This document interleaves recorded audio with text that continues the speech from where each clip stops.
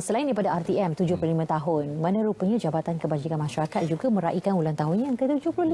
Ya, jadi kerana itulah kita ingin berkongsi tentang apa yang telah pun dilaksanakan dan juga peranan JKM dalam memastikan bantuan disalurkan kepada masyarakat, dalam memastikan kebajikan dan juga keselesaan rakyat pelbagai lapisan terus mendapat perhatian.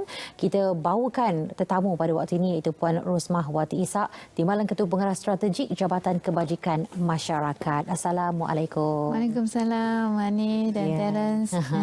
Kerana bersama kami pagi ini, jadi kita macam kembar lah juga. 75 tahun usia agensi kita dan juga JPJ kalau tak silap saya. 75 tahun juga 75 tahun. Wow, yang meraihkan 75 tahun tahniah diucapkan termasuk JKM sendiri juga. Ya, terima kasih. Baik, pertama sekali kita ingin mohon untuk kongsikan terlebih dahulu tentang sejarah dan juga latar belakang JKM sendiri. Bagaimana mula tertumbuhnya JKM ni? Okey, terima kasih ya Hani dan juga Terence. Saya mengambil peluang dan kesempatan ini untuk merakamkan ucapan tinggi terima kasih kepada pihak RTM kerana menjemput Jabatan Kebajikan Masyarakat untuk berkongsi berkaitan dengan sejarah 75 tahun. Baik. JKM ditubuhkan pada tahun 46, pada ketika itu kerajaan British lagi dan telah melalui beberapa fasa dan juga era, iaitu bermula dengan Jabatan Kebajikan Masyarakat dan seterusnya kita telah bergabung dengan beberapa jabatan dan juga diletakkan di bawah Kementerian Kebajikan sendiri dan dengan beberapa jabatan yang saya maksudkan adalah Jabatan Perusahaan dan Perhubungan Sosial, Kementerian masa itu kita bergabung dengan Kementerian Buruh dan seterusnya dengan Kementerian Kesihatan. Pada tahun 90 kita bergabung pula dengan Kementerian Pembaduan Negara dan Pembangunan Masyarakat dan pada tahun 2004 dan sehingga kini kita diletakkan di bawah Kementerian Pembangunan Wanita, Keluarga dan Masyarakat. Okey, baik. Fungsi dan peranan JKM bagaimana ia telah berevolusi sepanjang 75 tahun itu? Apakah perubahan-perubahan yang kita dapat lihat masa kini yang telah pun berlaku sepanjang 75 tahun itu sendiri? Okey, berkaitan dengan perubahan dan juga evolusi yang telah dialami oleh Jabatan Kebajikan Masyarakat, kita bermula dengan perkhidmatan kepada mangsa Perang Dunia Kedua pada tahun 46 dan seterusnya, dan kita menyantuni kumpulan sasar bermula dengan OKU, Orang Kurang Upaya, yang menjadi mangsa perang, menghulurkan bantuan dan sebagainya, dan seterusnya kita pada tahun 90-an era tahun 90 kita telah merangka satu dasar kebajikan masyarakat negara di mana pendekatan kita pada ketika itu kita menggunakan pendekatan kebajikan tanggungjawab bersama. Jadi dengan itu kita melibatkan pelbagai pihak dalam memberikan perkhidmatan kebajikan ini. Dan seterusnya pada tahun 2000 pula kita bergerak pula kepada pendekatan kolaborasi strategik, di mana kita melibatkan lebih ramai, jadi menjadi strategic partner kita dalam menjalankan perkhidmatan kepada kumpulan sasar.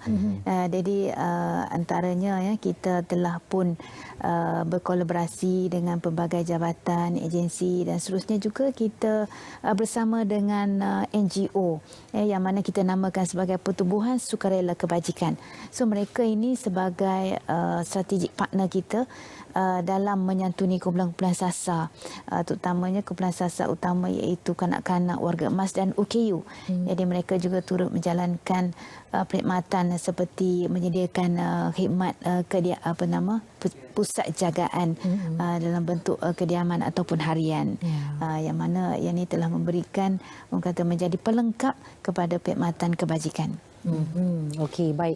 Dan selama 75 tahun kewujudan JKM, siapa kumpulan sasar yang telah dan juga sedang menerima perkhidmatan daripada JKM? Okey, buat masa ni kita menyantuni 10 kumpulan sasar ya Hani dan Terence.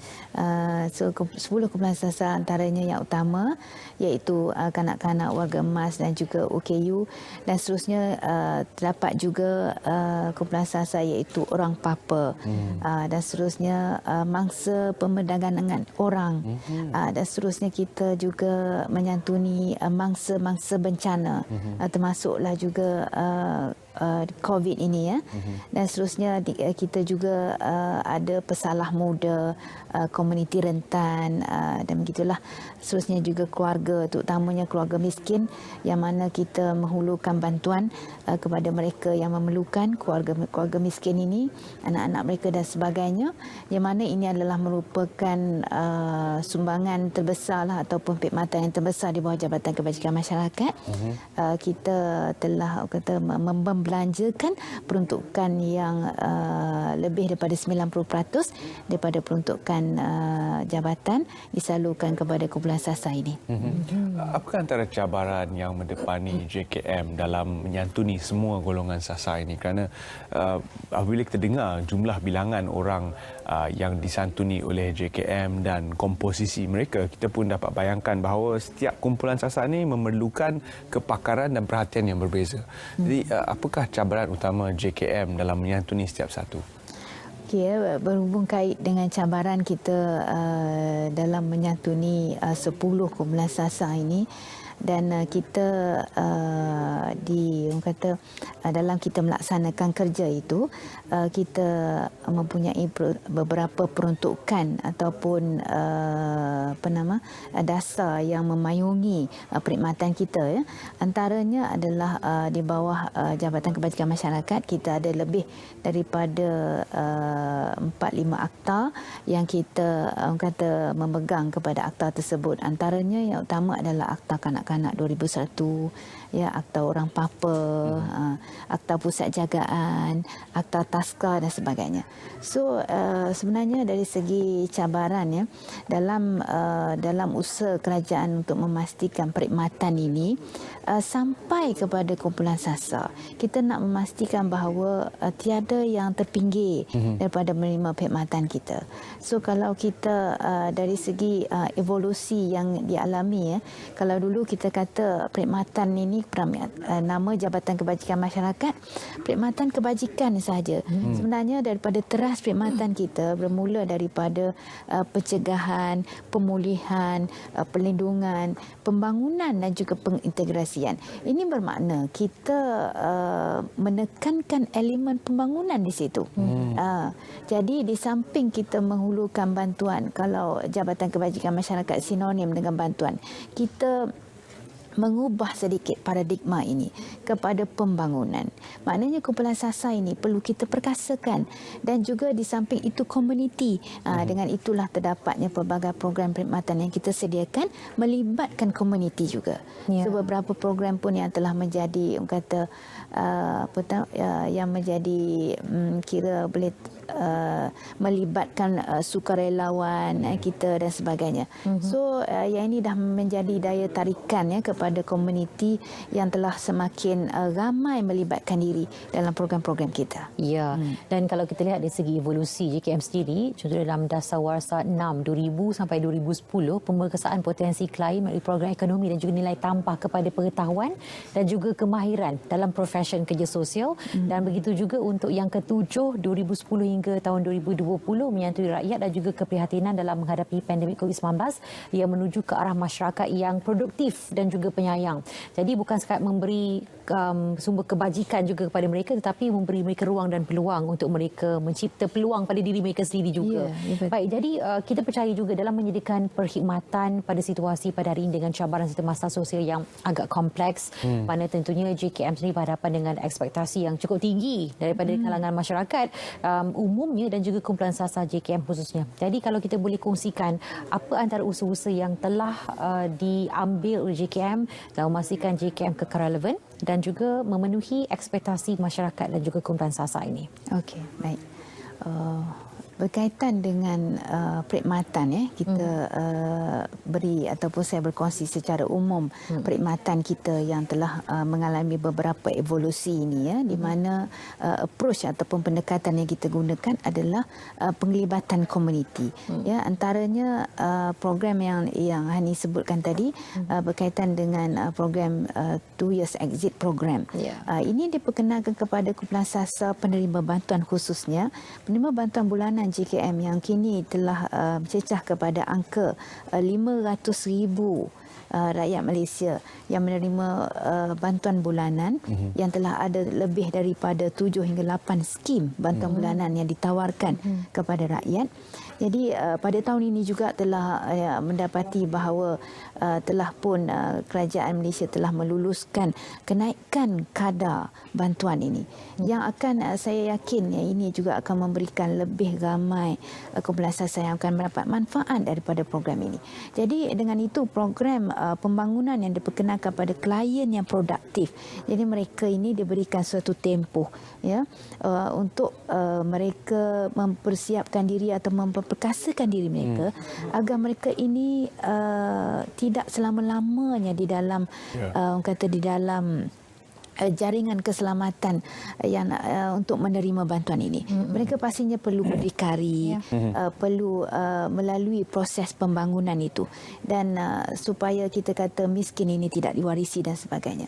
Jadi seterusnya kita bergerak kepada program yang mana meningkatkan penyertaan komuniti yang saya sebutkan sebentar tadi.